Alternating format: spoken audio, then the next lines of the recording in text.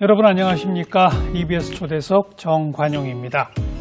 사람의 인상이 바뀌면 그 사람의 인생이 바뀐다, 이런 이야기 들어보셨죠? 이게 과연 맞는 말일지 정확한 답을 주실 분을 오늘 초대했는데요. 미인의 기준, 또 한국인의 얼굴 형질 연구, 또 역사 속 인물들의 얼굴을 복원하는 것까지 40년 동안 얼굴 연구에 매진해 오신 얼굴학의 최고 권위자이십니다. 조용진 박사를 오늘 함께 만나보죠. 어서 오십시오. 예, 반갑습니다. 네.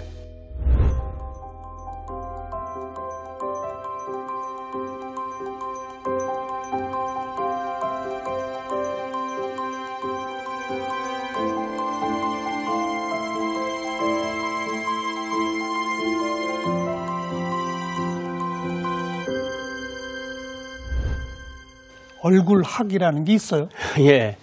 이제 얼굴을 학자들이 학문적 연구 대상으로 본 적이 없었습니다. 예. 그러다가 최근 한 20년 전부터 이제 얼굴을 학문 대상으로 보기 시작했습니다.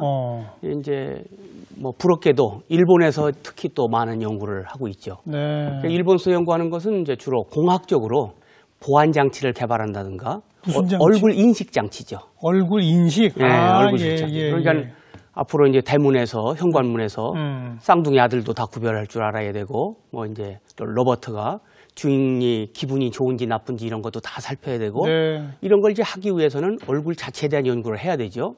그렇죠. 예. 얼굴 인식 연구 이런 게 있고. 그렇습니다. 또 그다음에는 이제 그런데 그런 걸 하기 위해서는 얼굴 자체가 뭔가를 연구를 해야 됩니다. 얼굴 과학이죠.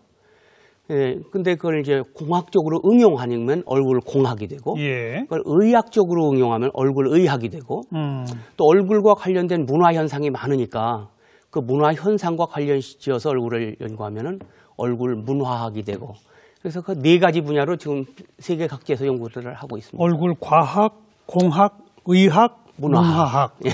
그럼 박사님은 그 중에 어느 쪽? 저는 이제 욕심 많게 그 네 가지를 다 하고 있죠. 예. 네.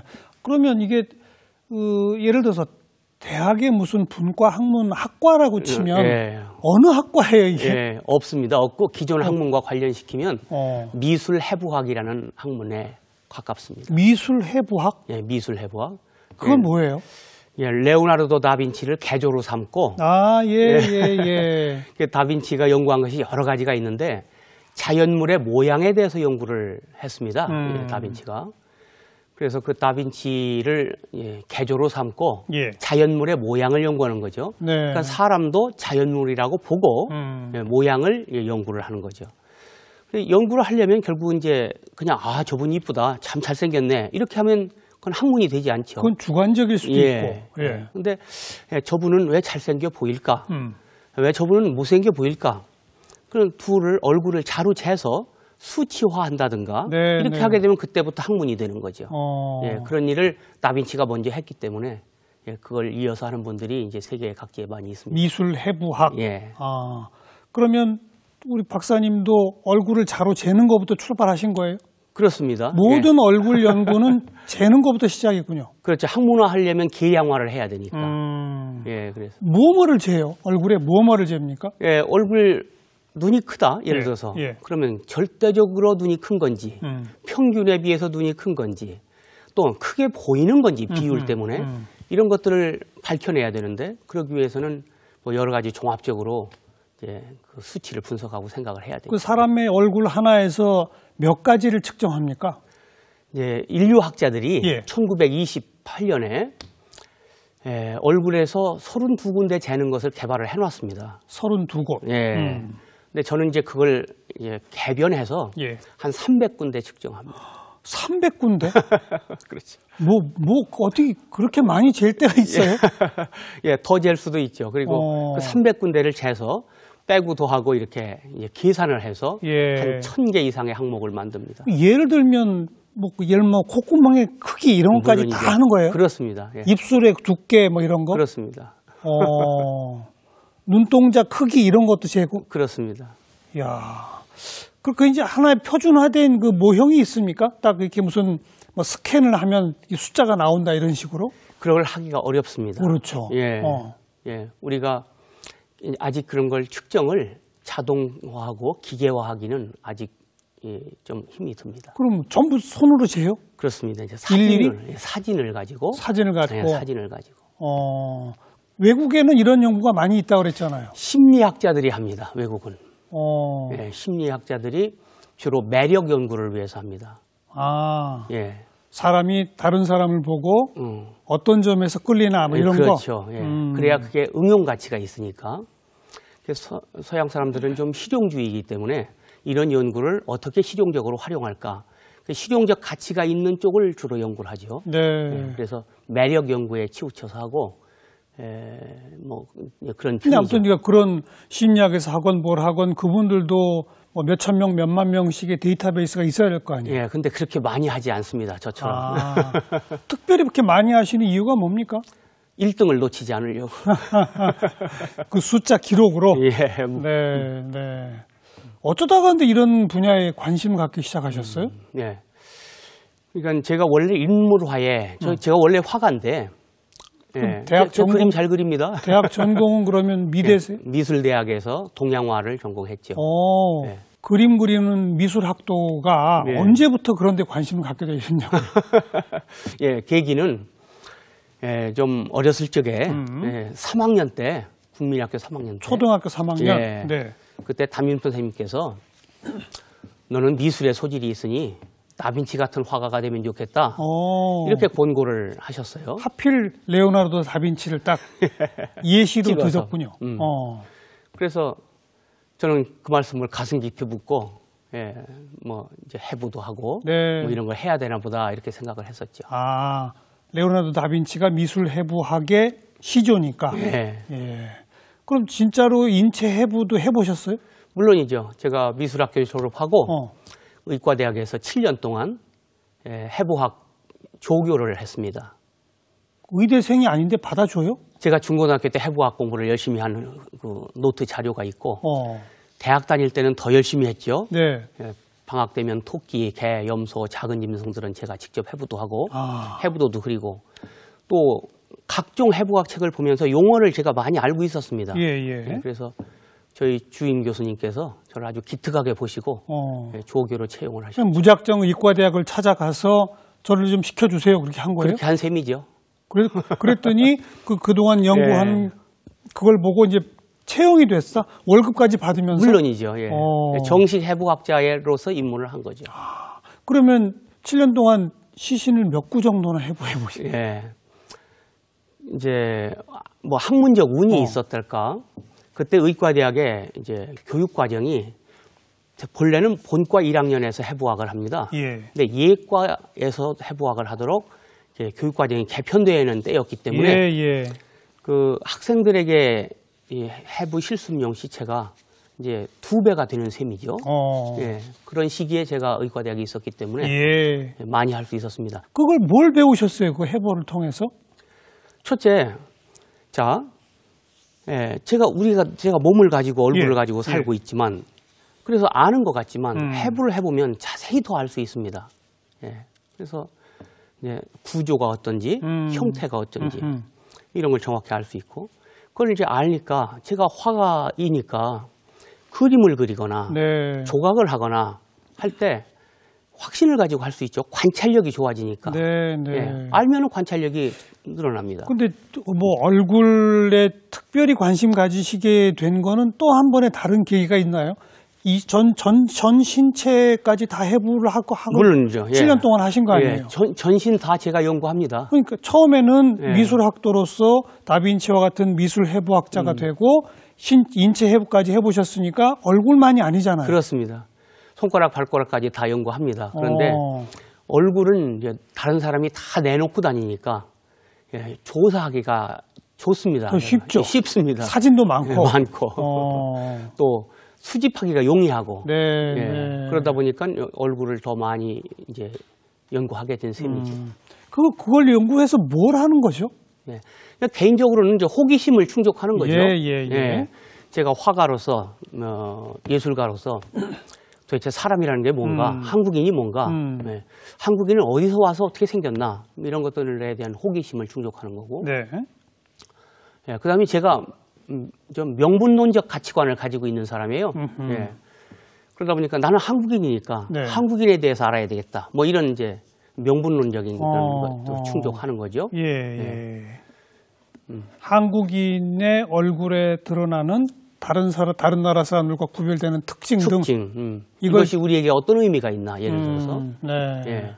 그런 걸 연구하는 거죠. 일반 우리 시청자분들이 즉각적으로 바로 관심 가질 만한 거는 제가 오늘 프로그램 시작하면서 예로 들었던 것 가운데 미인의 기준 뭐 이런 거거든요. 네. 그런 거 연구도 하세요? 물론입니다. 미인도 연구를 했는데 미인이라는 건 뭐냐면 미인으로 보는 눈이 문제인 겁니다. 미인은 실제 존재하지 않아요. 미인은 없습니다. 근데 그 얼굴을 보고 기분이 좋아지면 그 사람을 미인이라고 합니다. 예. 그러니까 보는 눈에 달려 있는 거죠. 예. 그러니까 또 사람마다 편차도 있긴 할 거고. 그렇습니다. 그러나 이제 상대적으로 더 많은 사람들이 기분 좋아지는 거를 객관적으로 미인이라고 할 수 있겠죠. 그렇죠. 그죠? 예. 그래서 미인을 연구하려면 미인 자체를 연구해서는 안 되고 네. 미인으로 보는 눈을 연구해야 되는 거죠. 예. 그럼 한국인이 어떤 얼굴을 미인으로 본다. 그러면 그게 뭐냐면 한국인의 미적 가치가 어디에 있나를 알아낸다. 그 말이 되는 거예요. 그렇죠. 예. 그래서 그거는 사실 한국 사람들의 무슨 뭐 여론조사나 이런 걸 해서 알아보는 거 아닌가요? 뭐 자료 재갖고 되는 게 아니잖아요, 그거는. 네, 근데 저는 이제 자료 재서하는 방법을 찾았죠. 어떤 방식으로요? 예, 이제 슬라이드를 만들어서 얼굴을 정면, 측면 45도 사진을 이제 PPT로 만들어서 보여주고 설문조사를 하는 겁니다. 예. 그래서 물론 그 얼굴은 다 309대 이상 계량화된 얼굴이죠. 계량화된 얼굴 사진 몇 장 정도를 보여주는 겁니까? 한 70매 정도. 70인. 예. 그러면 이제 보는 사람들이 난 이게 마음에 든다 이렇게 체크하도록 한다 이거죠. 예, 그리고 인상이 어째서 좋다. 너그러워 보여서 좋다든가. 그렇게 해서 많은 사람들이 좋다라고 한 것들만 따로 뽑아가지고 그 사람들의 이 숫자를 측정해 본 거예요? 그렇습니다. 그럼 어떤 특징이 있습니까? 예. 그럼 예를 들어서 우리 한국인은 좀 세계 조류가 그렇지만 한국인은 턱이 작은 사람을 미남으로 보는 겁니다. 오래됐죠, 지금. 그래서 그 얼굴을 이제 아이동자 동안이라고까지 이름을 붙여놨는데 턱이 작아야 미남입니다. 아이 같아 보이나요? 그래서 동안형 얼굴을 이제 미남으로 보는 거죠. 동안형 얼굴이 미인인 것이 아니고 그런 얼굴을 미인으로 보는 눈을 한국인이 가진 겁니다. 그러니까요. 그럼 현재 우리 한국인이 그런 눈을 가진 거고 조선시대에는 얼굴이 큰 사람을 미남으로 봤습니다. 그럼 우리 한국인 얼굴이 작게 변했느냐? 그건 아니죠.